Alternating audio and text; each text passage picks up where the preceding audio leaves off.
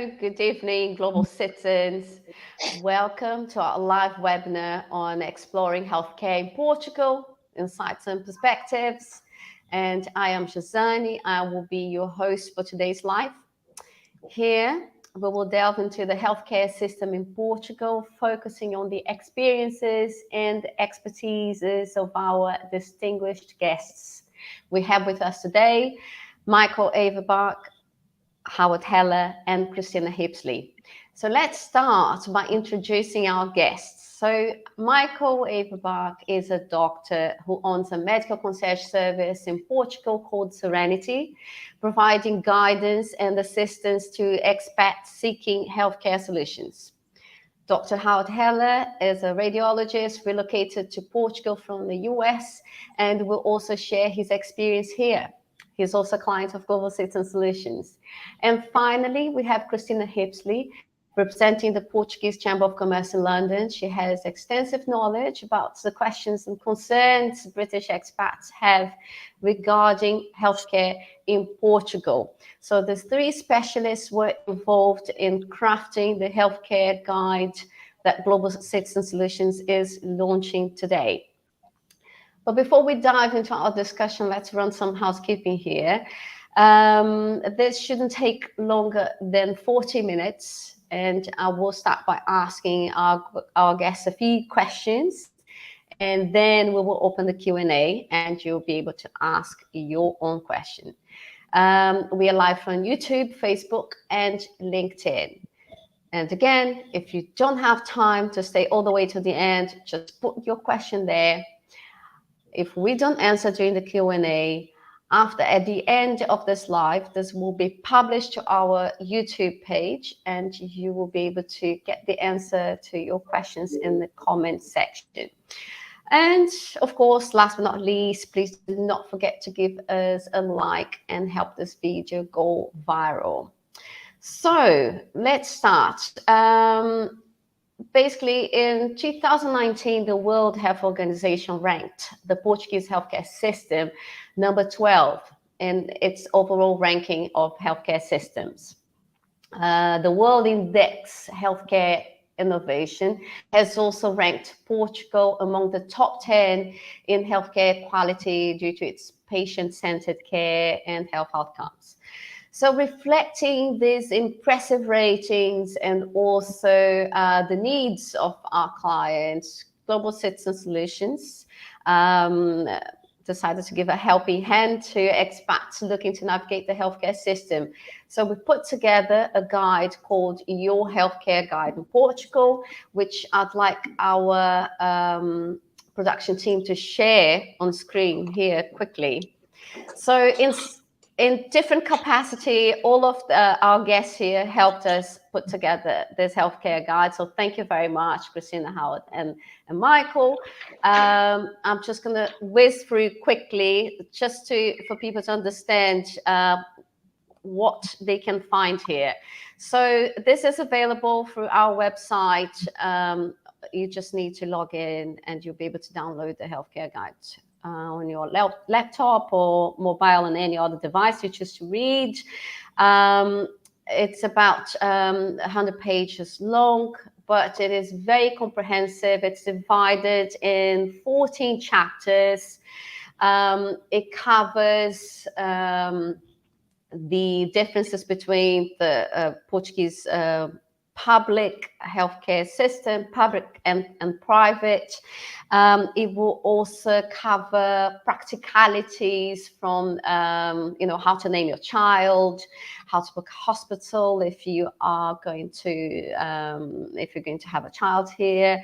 Also, vaccinations, blood tests, some top tips here, and facts such as Madeira has a high ratio of doctors to patients. In 2021, the island had 5.1 physicians per 1,000 inhabitants.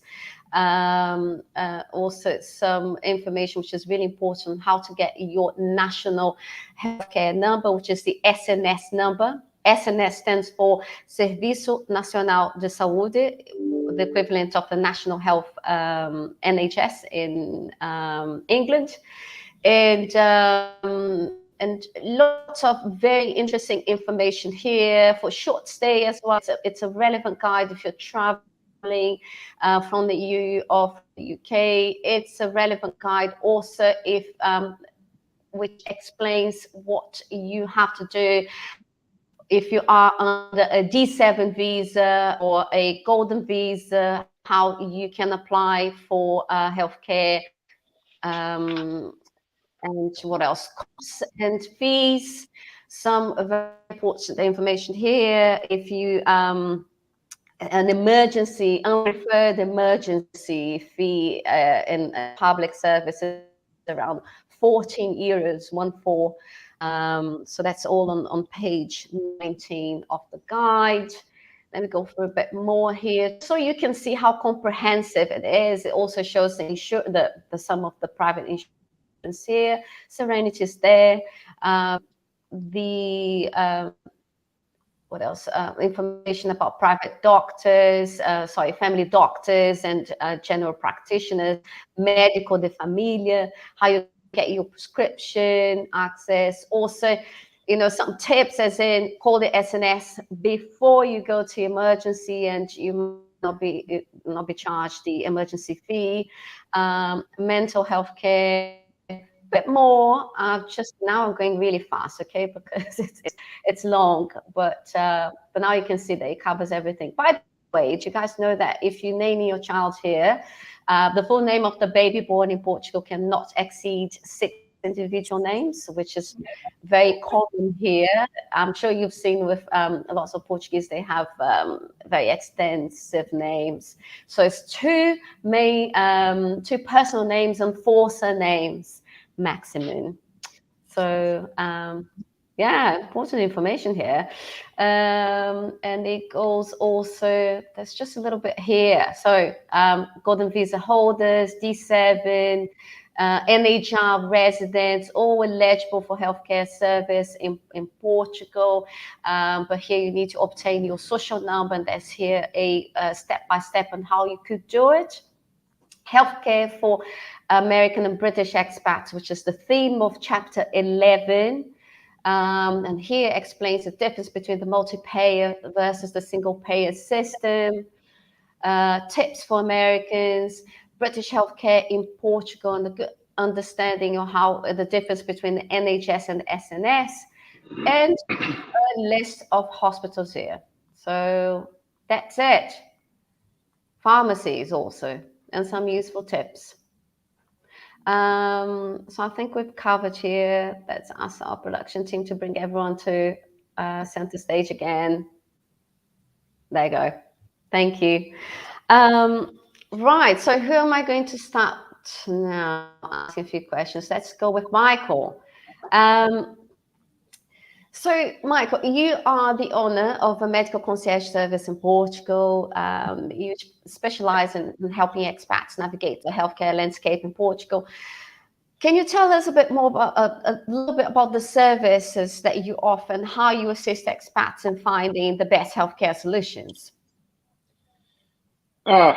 Yeah, well, this is actually what we do on a daily basis, right? This is our bread and butter. This is how we start the day and end the day. Serenity was created by my partner and I, Rita and I. We started it 2.5 years ago, concentrating on really providing solutions. It's actually a platform of solutions in healthcare dedicated to helping mainly expatriates.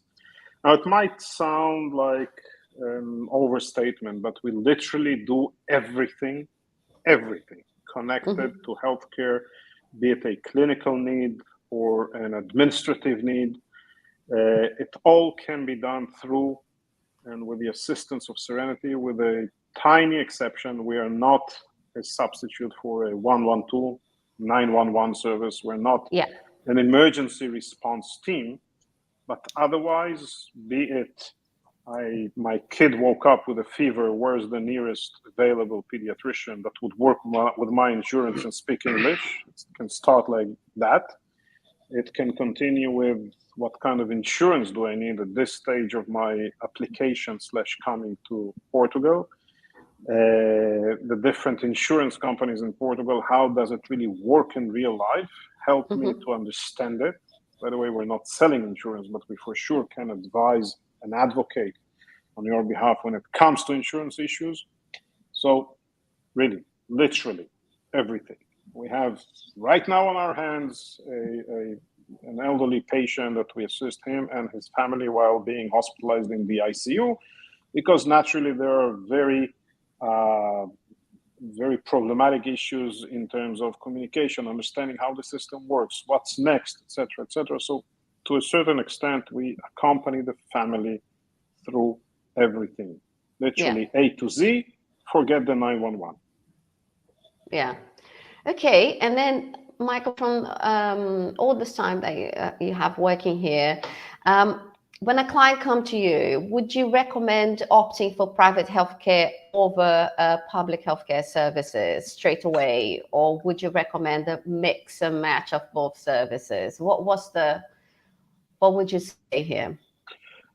Actually, the best way to get to benefit from what Portugal has to offer, and you mentioned Portugal has a very decent, to say the least, system and ability to assist with medical concerns.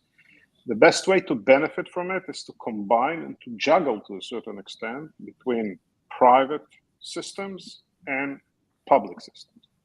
The public system or your public eligibility comes along with your residence. So it's practically automatic. Yes, you need to go through the process of obtaining the SNS number, etc., etc.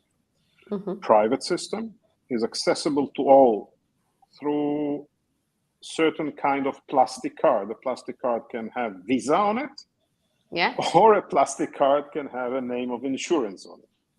So a private insurance is a financial enabler that opens the possibility to benefit from the private sector. You can always do the same, paying out of pocket. At the end of the day, just to summarize this small speech, juggle between the two systems, private and public. This is it. This is the small secret. Yeah, that's the ideal way. I agree with you. Okay, and then now one question that I think it's very important when people are deciding, to move to a new country, but they have some healthcare, some health conditions, pre-existing health conditions. So they will always ask themselves how quickly they could see a healthcare specialist in Portugal. So what's the procedure? Do you have to go through a general practitioner to then see a specialist? If you want to rely on the public system only, yes, you have to go to a GP, to a family practitioner, in order for him to issue a referral to a specialist. If you want to do it through the private system, you can walk in into anybody's office, literally walk in and say, "Hello, doc, I need a new liver." You don't need a referral for that. It's a question if you need a new liver. But in the private sector, everything is open. You don't need to be referred. It's a very convenient way, to a certain extent, to use the system. But it creates an unprofessional approach, because, as I said before, theoretically, somebody can wake up in the morning and decide that he needs a new liver, and to go and sit in a surgeon's office or a hepatologist's office when you don't really need it. This is when and where services like ours that really guide you to what you really need can be very much of help. And that starts with the fact that primary care in Portugal is a bit challenged, to say the least. And this primary care, this navigator, this case manager, at the end of the day, is lacking when you look around. This is why, again, our service, even that's the reason that we even exist. Otherwise, there wouldn't be a need for us to exist. Of course, yes. And then now a bit of just to understand. So your clients, are they mainly from the United States, or is it a varied background? We have a very large percentage of clientele coming from the States. I believe that this is because this concept of concierge medicine or medical concierge is a bit more obvious to the American clientele. But we do have quite a lot of clients from Britain, other European countries. We have South Africans from actually all over the world. We have quite a quantity of clientele from Canada. So we're quite dispersed, but yes, if you measure by percentage, the very vast majority of our clients are from the States. Okay, right. So since you mentioned that, I think I will now divert the questions to Howard, who is American, is a doctor himself, excuse me, and he also moved to Portugal, and also, I mean, before I ask you a question, Howard, I cannot stress enough the importance of putting the same effort as someone who is researching now for visas or the property, but to also put a lot of effort to researching the healthcare. And that's something that sometimes is like as your the last priority in your list of research when you are moving to a new country, and it's something of very, very the utmost importance. So Howard was also a client with us, so we helped him in the beginning when he moved to Portugal. So I want to ask you, having experienced the practice of medicine both in the US and in Portugal, we are eager to hear about the difference you have encountered in the healthcare systems. I understand you are a radiologist, but can you elaborate on some of the variations and how they impact the patient's experience from your perspective as a patient as well? Sure. I think the biggest thing is that there's a national health system in Portugal, which is something that does not exist in the United States. And it's something that 80% of the Portuguese public rely on, whereas only 20% have private insurance here in Portugal. So each person who lives in Portugal as a legal resident has a right to participate in the national healthcare system, which is something that right is not afforded to people in the United States. So healthcare is not a right, and it's not guaranteed to the citizens in the United States. And I think at the current time, between 8 and 9% of Americans are completely uninsured, have no health insurance whatsoever, which is something that doesn't exist in Portugal. And as far as the public system is concerned, at least from a government subsidy perspective, about a third of Americans receive some sort of government assistance for their health care. And this is predominantly people who are at a low income level. So in order to get this government subsidized health care, you need to have a salary that fits within that criteria. So if you make above a certain level, you don't have a right to government subsidized health care. And if you don't earn enough money, you may not be able to afford private health insurance. So that's a huge difference between the two systems. Having said that, though, you can still, as we discussed before, you can choose to go to a public or a private hospital or clinic in Portugal.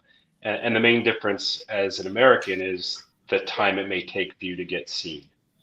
The waiting times in the Portuguese public system, even for urgent matters, can be quite long.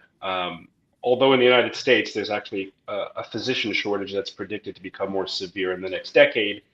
And that's already impacting the waiting times in the United States to see doctors, particularly specialists. But the waiting time in the public system is significantly longer than in a private healthcare system in the US, in Portugal rather. So it's nice to have the balance. I think more acute emergent issues are probably best dealt with in the public system, and people may not realize that when they first come here. But if you have a a major catastrophic emergency, a heart attack, a stroke, it is much better to call 112 and get taken to the public system, because although it is overwhelmed, it has the best doctors, and the public system is the best equipped to treat emergencies like that. If you need something a little bit less emergent, like the liver that Michael talked about, or a new hip or something, you're probably much better off going to a private clinic or one of the private hospitals, for that sort of thing. As far as my experience with medical care here and seeing doctors, I find that, at least in my experience, Portuguese doctors are generally less likely to be hands-on. They're less likely to use a stethoscope or to percuss your lungs or to look at your ears, your eyes, your nose, your throat. They're much more apt to rely on blood tests and exams like EKGs, echocardiograms, chest X-rays. And in fact, a lot of doctor appointments here are virtual. I mean, part of that is probably due to the pandemic. But based on my experience, I have found that most of my appointments could be done virtually, because oftentimes I'm not examined. I don't even have my blood pressure taken here. But having said that, the technology I have found to be top-notch and certainly on par with that of the United States. Sure. I was going to ask next, so maybe you've already answered it, but maybe it's still there. What was your biggest surprise when you had to use a healthcare service here in Portugal? Or what do you say is the biggest surprise for expats? Yeah, I think the biggest surprise in healthcare, as for a lot of things in Portugal, is the relative affordability. So, you've got access to excellent healthcare here, and it is so much more affordable, including private healthcare and private insurance, which oftentimes is as little as 1/10 of what one would pay in the United States. So it's not just the health insurance itself that's more affordable, but it's the co-payment to see physicians here. It's the co-payment to get blood work, to get radiologic examinations. I mean, I could use my own personal experience. I could see any specialist, any doctor I want. And with my particular private insurance, my co-payment is 17 euros. Each blood test that I get is €1.50. So it's much more affordable compared to what one is used to paying for in the US. And the same thing with prescription medications. Prescription medication is subsidized by the government here if you've got a national healthcare number. The prices are standardized, which is another thing which is not the case in the US. So there is so much more transparency here for cost versus the US. You can go to any pharmacy and you could check online beforehand, and you could know exactly what you're going to pay for the medication you've been prescribed, which is a nice feature and something very different from the US. Now, out of curiosity, how much does an MRI usually cost in the United States? It's something that you have to shop around for. So, you can go to certain clinics that may promote, get your MRI for $250 or, something like that. But if you choose not to go to that clinic and you choose to go to a hospital or something, I mean, it can cost you, well over $1,000 out of pocket, especially if you've not met your insurance deductible yet. So these can be very expensive. I think I've not had an MRI here, but I believe my co-payment for an MRI is 75 euros. Yeah. 65, actually. 65. See? Okay. Even better. Glad Michael's here. So it's the same for mine. And just asked about the cost of the MRI out because of your specialty. I wouldn't randomly ask for any other cost of exam and so on. But thank you very much. I think that was really good. Our chat is booming with questions. But before we address all of them, let's go to Christina. So, hi, Christina. So the healthcare guide was made in partnership with our real estate division called Crest, as well as the chamber under the brand Moving to Portugal. So Christina has been working with the Portuguese Chamber of Commerce in London for a very long time, and you have a good knowledge of the questions and concerns British expats have about healthcare in Portugal. So can you enlighten us about the most common queries raised by British expats, and how the system addressed their needs? Absolutely. Well, thank you, Gisanne. Thank you very much. I'm Christina Hippisley. Okay. I'm the General Manager of the Portuguese Chamber of Commerce here in the UK. And until 15 years ago, I was living in Portugal. I came back here, and now we run the Chamber of Commerce here. And a very big part of our role here in the UK is to help British people move to Portugal. And as Gisanne says, the Chamber has had great pleasure in cooperating with Global Citizen Solutions in helping encourage global citizens to do this guide. Global citizens have done all the hard work, I hasten to add. You've done an enormous amount of research, and it's a guide to healthcare in Portugal that our members and everybody here in the UK has been asking for some time. So can I just say you've performed a great service for expats everywhere. Obviously, we've heard from our two fellow speakers who are very knowledgeable about the US market. And just before Gisanne starts taking questions from the audience, I'm sure there's dozens of good questions. I'll just briefly summarize the fact that the British are a huge expatriate community in Portugal. There's over 48,000 British currently permanently resident in Portugal, and over 2 million British people go to Portugal every year. So there's a huge flow of people from the UK to Portugal. And we run these regular shows and seminars in the UK on the theme of moving to Portugal twice a year. Our next one will be in London on the 19th of October. And I should say that the team from Global Citizens who've produced this guide will be here with us on the 19th of October. So if anybody watching is here in the UK, come along on the 19th of October and talk to Gisanne and all her colleagues about healthcare and all the other services that Global Citizens offers in Portugal. But basically, the questions we get asked all the time are, what are the differences between the two systems? What will it cost? How does it work? And as most people watching will know, the British National Health Service system is very similar to the Portuguese Saúde Nacional, Serviço Nacional de Saúde. But as our two fellow speakers have said, the costs of going private here in the UK are much higher than in Portugal. And most people in the UK either rely entirely on the National Health Service, particularly for emergencies, or they mix and match with private health. But if you go and have a private MRI scan or something, it can cost anything from, I'm sure my fellow viewers from the UK will know this, a private MRI scan can be up to £2,000. So it's significant. So British people often have private health insurance here in the UK. So we are hearing a lot from British people. What happens if they're just there for a few weeks and they get sick? We explain about the EHIC card, which gives them, even after Brexit, gives them the right to be treated under the Portuguese NHS system, because the British government guarantees to repay the Portuguese NHS system, which is slightly different from how it was pre-Brexit.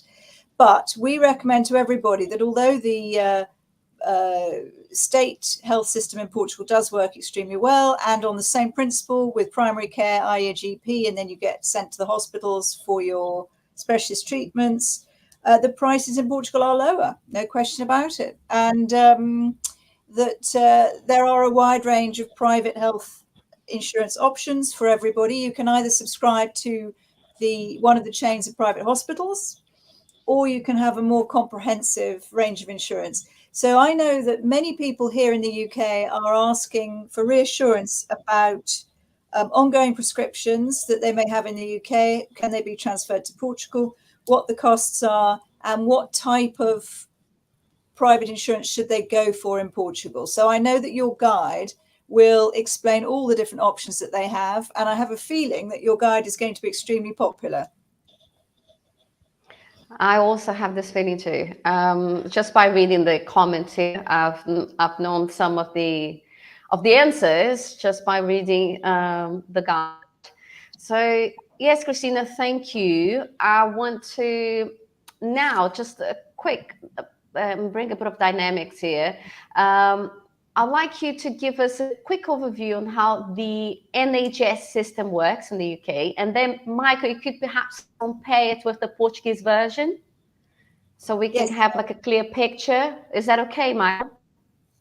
Yeah, I'll tell you briefly how, I'll summarize for our viewers who may not be in the UK, how the system in the UK works. NHS system, well, we are post-pandemic, we are sadly very overloaded here in the UK, and the pressure on the NHS is growing every day, partly because of the long-term health ailments that many people are suffering post-COVID. So there's a large proportion of long COVID sufferers, which has put great pressure on the NHS. But effectively here in the UK, you have an NHS number, you pay your national insurance every month out of your salary, which is a government tax, and in return you have the right to free primary care, so free meetings or appointments with your GP, although many GP appointments are now virtual here in the UK, online. And then you are your first point of call, even if you're going private very often, is your GP. They are the gateway to all the services that the NHS can offer, and often they're the gateway to private services too. So rather, as Michael and Howard were saying, if you have a heart attack, you ring in the UK, you ring 999, you go to hospital. If you are having a baby, you go to your GP and you're in the NHS system. If you decide you want to go privately, many people do go privately to jump the queues. So if it's not a highly urgent problem, for example, you need a new hip or something like that, then the waiting lists here in the NHS in the UK are significant. It could be up to a year before you get a new hip, which, considering the pain that many people are in from something like that, is a really difficult thing to contemplate. So there are many ways of jumping the queue, so to speak, paying between £6,000 and £8,000 to have a new hip done, which you could either save up for. Many people, the medical price inflation or medical insurance inflation in the UK is high. Each year your premiums rise significantly, and many people decide to, rather than spending £300 to £400 a month on medical insurance, they actually save that money separately in a interest-bearing account and use it for the hips or the stuff that happens, on the basis that if it's a real emergency or it's cancer, something like that, the NHS is probably the best bet for you anyway. Yeah. But if it's a hip or a knee or something chronic and painful but not life-threatening, they use the savings to go and shop around via the private hospitals. And rather, as Michael offers a service called Serenity to walk you through the options in Portugal, there are various concierge services here in the UK. It's not so common, but it does happen here, to help advise you. Another trend that's very strong in the UK now is to pay to see a private GP. So rather than seeing your NHS GP for free, you pay between £200 and £300 for a 40-minute appointment with a private GP, and you get obviously a much longer time to talk about the problems you have. They will refer you to a range of specialists, obviously at a cost as well. But that is an option quite a lot of people are doing, because you can see a private GP face to face. And most NHS GPs in the UK now are under such pressure that 90% of the appointments are virtual. And there is a comfort in seeing a GP face to face here in the UK. So that is a growing trend in the cities where there's a bulk of people who can perhaps afford £200. It's less common in the country to have private GPs. Yeah, definitely. Thank you, Christina. That was a very thorough overview and explanation on what the British expats also are looking for when they are when they move into Portugal, when they're researching healthcare options. Michael, is there anything else that you want to highlight from the experience you have with British clients? Well, I think Christina pointed out the major issues that are so much alike, like the overwhelming state of the public systems, together with what Howard said, the accessibility and the financial attractiveness, if I may say so, with the private plans here. So if you pay around 200, 300 pounds per month for insurance in the UK, correct me if I'm mistaken, right? So you will pay more or less half of it for a very decent plan in Portugal that would still provide you this access and gateway to a privately bought knee or hip with a very tiny co-payment. So in a way, those systems, the public systems, are quite alike, being, again, busy, overwhelmed, longer waiting periods. But the private system here, probably as good as, but much less costly. This is what I can say in a way. Definitely. Great. So now we've reached 37 minutes, nearly 38, and I want to save some of our remaining minutes here to answer the questions from our chat. So thank you very much, Michael, Howard, and Christina. And then I'll open the Q&A. So let's go. I have cryosphere. I have an older relative. You might be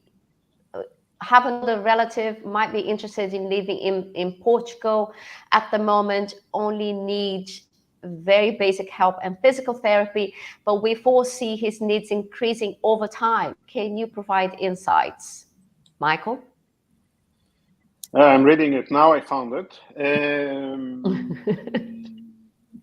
Yeah, well, physiotherapy and needs specifically aiming towards needs of an elderly population, maybe home care based, etc., etc. This is another challenge, by the way, in Portugal. There's not a lot of it around, specifically because the older population, the older generation of Portuguese, have always relied on the public system. And this system of assistance, home care, caregivers, etc., is as well pretty much overwhelmed. And hence, if somebody needs this assistance and counts with the public system, you will be disappointed with the level of care, with the time dedicated to each and every visit, etc., etc. This is a challenge that has been growing more and more through the last years. The population is getting older. Not an easy task. Can be resolved. Largely depends on the geographical areas. Very challenging in the Algarve, very challenging in the Silver Coast, a bit less challenging in the bigger cities, naturally. But again, it needs to be specifically found, tailor-made, a big challenge. Yeah, thank you. Right, so I'm just going to move to the next question here, so we'll be able to answer all of them. Okay, so and that will also, I have here Srinivas who asked, are the ERs similar to the US, and is 112 as efficient as 911 in the USA? Who wants to answer? Yeah, go for it. Yes. First question: are there ERs similar to US? Yes, there are ERs, not exactly similar to the US. Naturally, the population is smaller. Waiting times are higher. I don't know. I wouldn't say they are as like. And is 112 as efficient as 911? No. Unfortunately, no. They are a bit lengthier. They have a lot of forms to fill. It's not like scoop and run. It's in the language of emergency teams. It's like stay and play. They stay on the ground, treat the patient on the street. Not as efficient, I would say. Yeah. Good, thank you. Now Victoria is asking, can medication prescriptions issued by a privately paid GP be provided by the SNS system? Yes. The SNS number, the answer is yes. One of the biggest advantages of the system here in Portugal, even if you go to a private GP, you pay money, you go through insurance, whatever. If the doctor provides you with a prescription using your SNS number, and the very, very, very vast majority of physicians are using platforms that are connected to the central system. They use your SNS number. You get an SNS prescription, practically even provided by a private physician. With your number, you get the medications with this highly subsidized price that Howard mentioned before. So yes. Excellent. Thank you. From my internet research, a insulin pump device is not available in Portugal from either the public or private healthcare system. How can you get it then? Not totally correct. It is available. If you want to get it through the national healthcare system, you will be waiting for it quite a time. Not all the CGMs are available here. There are models that yes, there are models that not. The models that's supported by the SNS are the ones of Abbott. Yeah. Okay. Dental care and vision care. We do have a patient art guide that talks about it. I'll come back to that one if we are not able to answer all the other questions here. Most folks in the US don't even realize they can shop around for an MRI. Yeah, sure, true. I am hi. Now, planning to apply for D7 visa to move to Portugal. What are the types of health insurance that can be used for the D7 visa application?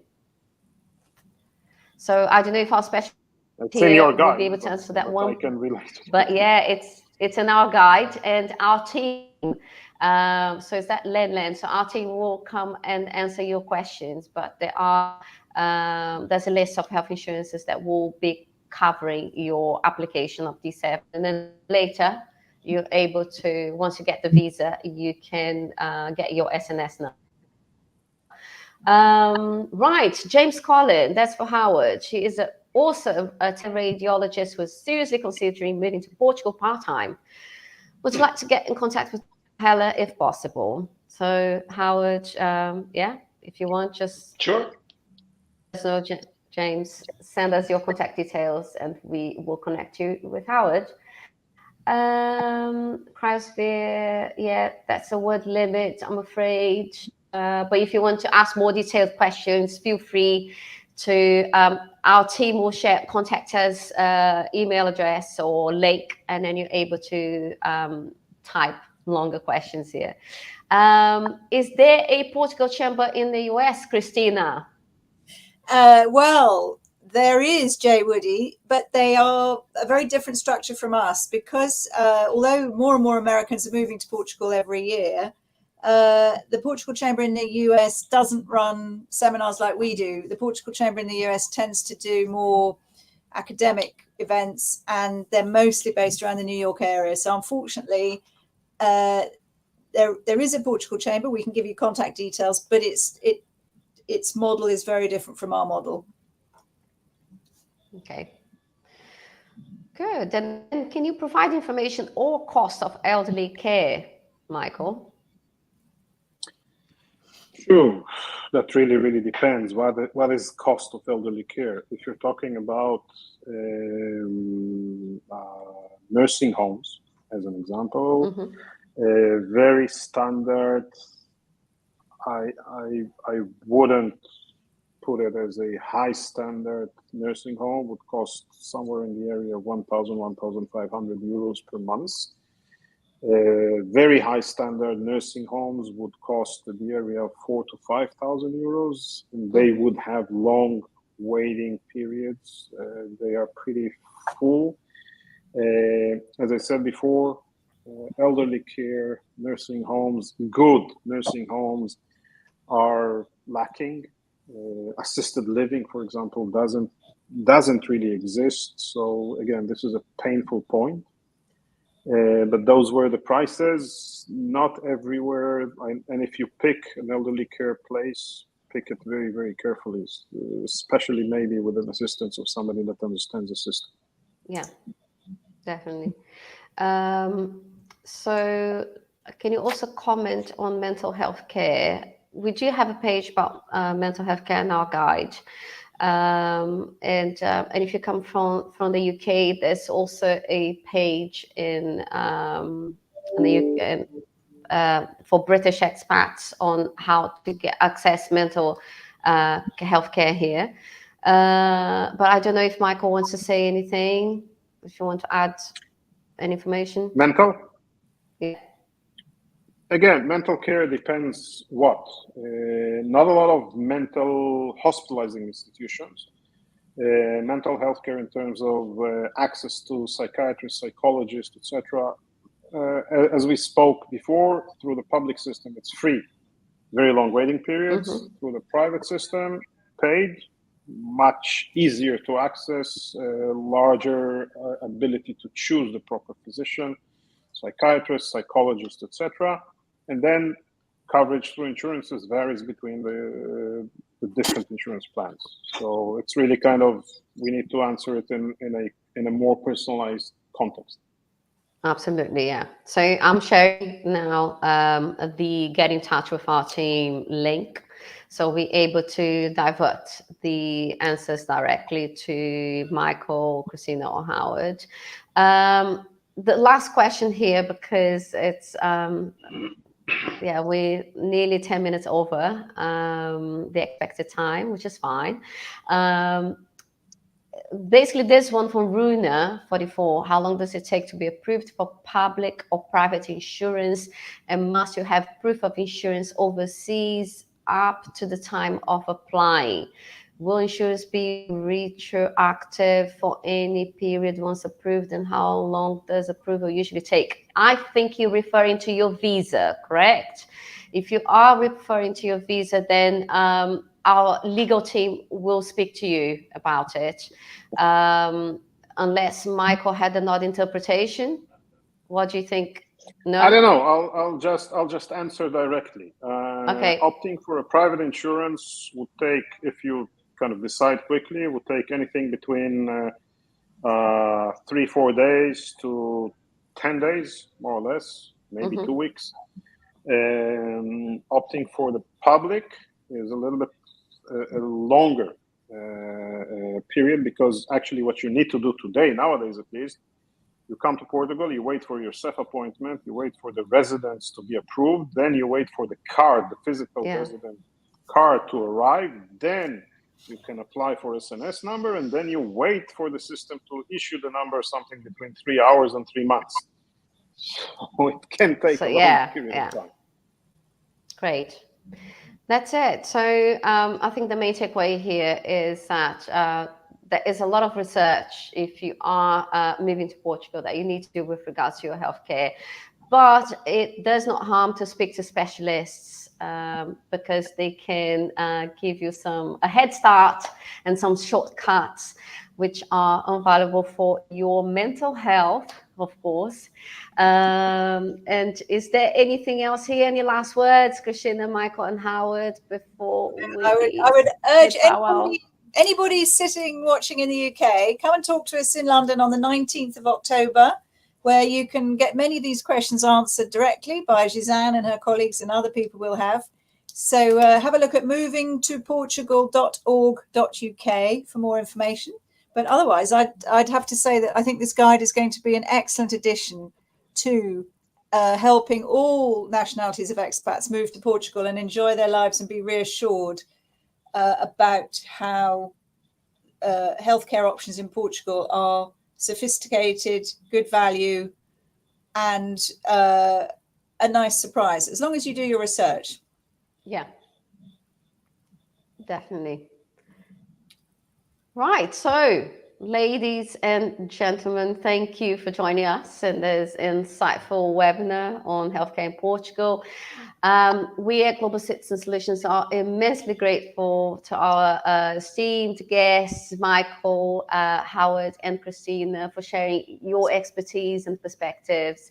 And we hope this discussion has provided our viewers with a deeper understanding of the healthcare system in Portugal and how it caters to the needs of expats. And before we conclude, I'd like to remind you to check our website for future webinars and resources on various residency and relocation topics. And thank you again for joining us. We wish you good health and well-being, and I'll see you next time. Bye. Bye. Be well. Very much.